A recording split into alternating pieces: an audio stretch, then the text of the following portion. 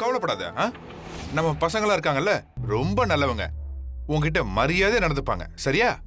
தன்னால உழைச்சு முன்னேறவே முடியாதுங்கிற நம்பிக்கை இல்லாதவன் தான் அடுத்தவங்க சொத்துக்கு ஆசைப்படுவான். இவன் என்னை இங்க கடத்திட்டு வர்றதுக்கு எவ்வளவு கொடுத்தான்? ஏன் அதெல்லாம் கேக்குற? இது என்ன தொழில் ரகசியமா? மார்க்கெட் நிலவரம் எப்படின்னு தெரிஞ்சுக்கலான்னு தான் கேக்குறேன். நாளைக்கு நானும் யாரையாவது கடத்தணும்னு நினைச்சா ரேட் தெரிஞ்சுக்கணும்ல. என்னை கடத்தினதுக்கு ஒரு 5 லட்ச ரூபாய் பேமெண்ட் இருக்குமா? 5 லட்சமா? என்னம்மா லட்சக்கணக்கில் பேசுறீங்க? அவ்வளோ இல்லையா? அப்புறம் எவ்வளோ? ஒரு கோடி இருக்குமா? சும்மா இருமா. 1 லட்சம் தான். 1 லட்சம் தானா? நான் யாரு, என் ரேஞ்ச் என்ன? 1 லட்சம் ரொம்ப கம்மியா கொடுத்துருக்கான். என் வர்த் என்னன்னு தெரியுமா? நான் ரகுராமோட பொண்ணு. கோடிக்கணக்கான சொத்து எனக்கு அமெரிக்காலயும் இருக்கு. என்ன கடத்தினதுக்கு உங்களுக்கு வெறும் 1 லட்சம் ரூபாய் தானா? ஏய், எதுக்கு இதெல்லாம் தேவையில்லாம கேட்டுட்டு இருக்க? நான் உங்ககிட்ட பேசல, இவங்க கிட்ட பேசிட்டு இருக்கேன். நமக்குள்ள ஒரு டீல். என்ன கடத்திட்டு வந்து இந்த சேர்ல உட்கார வைக்க 1 லட்சம் ரூபாய் கொடுத்திருக்கிறதுனால நான் எவ்வளவு கொடுத்தா இதே சேர்ல இவனை கட்டி போட்டு உட்கார வைப்பீங்க? என்ன பேசிட்டே போற? என்னடா பேசாம நின்னுட்டு இருக்கீங்க? செருப்பால் அடிச்ச மாதிரி பதில் சொல்றான். இங்க பாருங்க, நாங்க எங்க தொழிலுக்கு விசுவாசமா இருக்கிறோம். நாங்க ஏவல் ஆளுங்க தான், ஆனா எங்க எஜமானுக்கு விசுவாசமா இருப்போம். சூப்பர். நான் 2 லட்சம் ரூபாய் கொடுத்தா பண்ணுவீங்களா? என்னம்மா, எப்ப கட்ட ஊத்தீங்க? நீங்க ஒழுங்கா கட்டவே இல்ல. இவனை உட்கார வச்சு நல்லா கட்டுங்க. டேய், உட்கார விடா. வாடா. வா.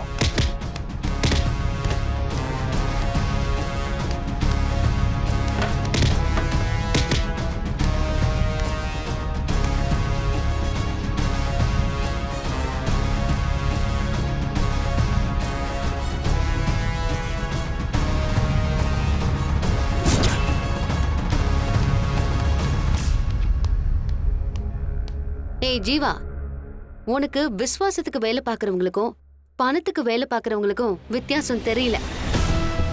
இவங்கெல்லாம் அடியாளுங்க. இவங்க பணத்துக்காக வேலை செய்வாங்க. ஆனா ஏன் பின்னாடி எனக்கு சப்போர்ட்டா நிக்கிறது என்னோட குடும்பம். நீ 1 லட்சம் ரூபாய் கொடுத்த, நான் 10 லட்சம் ரூபாய் தரேன்னு சொன்னேன். அவங்க உன்னை கட்டி வச்சுட்டாங்க. நான் ஏன் 10 லட்சம் ரூபாய் கொடுக்கறேன்னு நீ யோசிப்ப.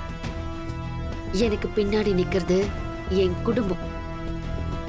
நீ கோடி ரூபாய் கொடுத்தாலும் அத விலைக்கு வாங்க முடியாது. எனக்காக என்ன வேணாலும் செய்வாங்க. இவனுக்கு தேவையான சாப்பாடு தண்ணி எல்லாம் கொடுங்க. ஆனா இந்த இடத்தை விட்டு மட்டும் இவன் நகரவே கூடாது. மாமா, அவன் பாக்கெட்ல இருந்து அந்த போனை எடுங்க.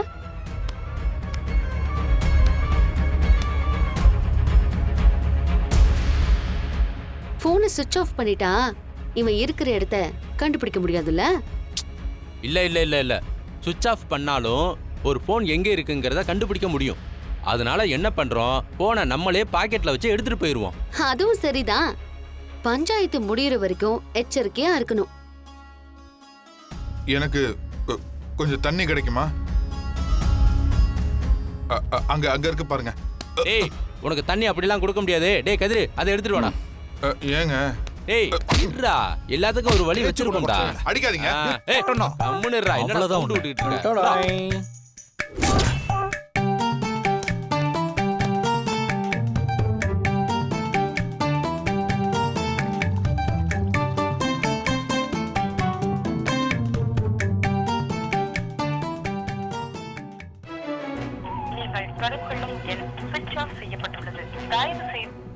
என்னம்மா, ஜீவா கிட்ட இருந்து எந்த தகவலும் இல்ல?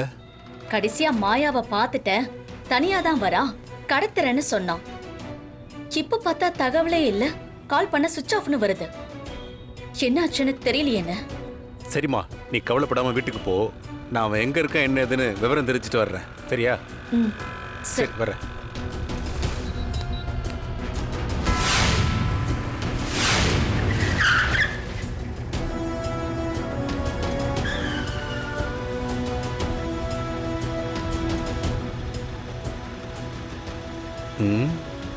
இவ எதுக்கு இங்க நிக்கிறா? இவளை தூக்கிட வேண்டியதுதான். மாயா எங்க இருக்கிறான்னு தெரியல. இவளை வச்சு பிளாக்மெயில் பண்ணி உண்மையை வர வைக்கலாம்.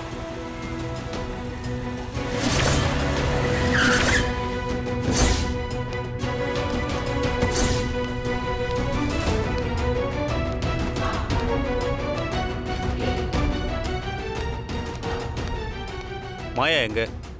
அவளை பத்தி என்கிட்ட ஏன் கேக்குறீங்க? எனக்கெல்லாம் தெரியாது. உனக்கு தெரியும். வாடி, அவ எங்க இருக்கான்னு நான் சொல்ல வைக்கிறேன். வா வா. டேய் வாங்குறல. விடுங்கறல. ஐயோ, என் கையை பிடிச்சு இழுக்குறான். பாருங்க.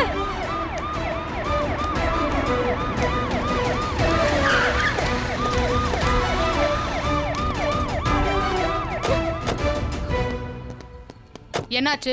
என்ன பிரச்சனை? மேடம், நான் இங்க பஸ் ஸ்டாண்ட்ல நின்னுட்டு இருந்தேன் மேடம். இந்த ஆளு என் கையை பிடிச்சு இழுக்குறாரு மேடம். ஏயா, ஒரு பொண்ணு தனியா நிக்கிறத பார்த்தா உடனே ஈவ் டீசிங் பண்ணுவீங்களா? மேடம், அதெல்லாம் இல்ல மேடம். இந்த பிரச்சனையே வேற மேடம்.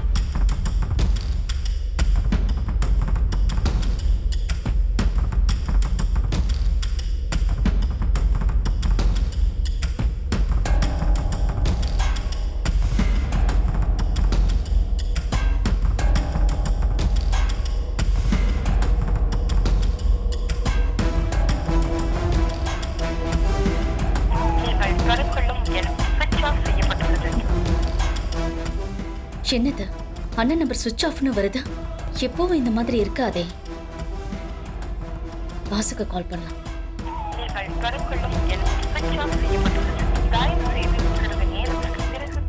என்னது இவன் நம்பரும் சுவிட்ச் ஆஃப்னு வருது? ரெண்டு பேரும் எங்க போயிருப்பாங்கன்னு தெரியலையே.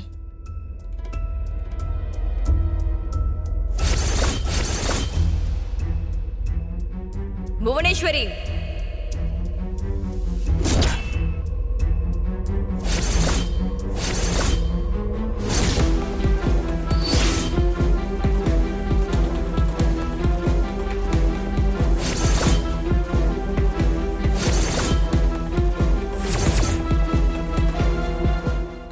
என்ன புவனா, எப்படி இருக்க?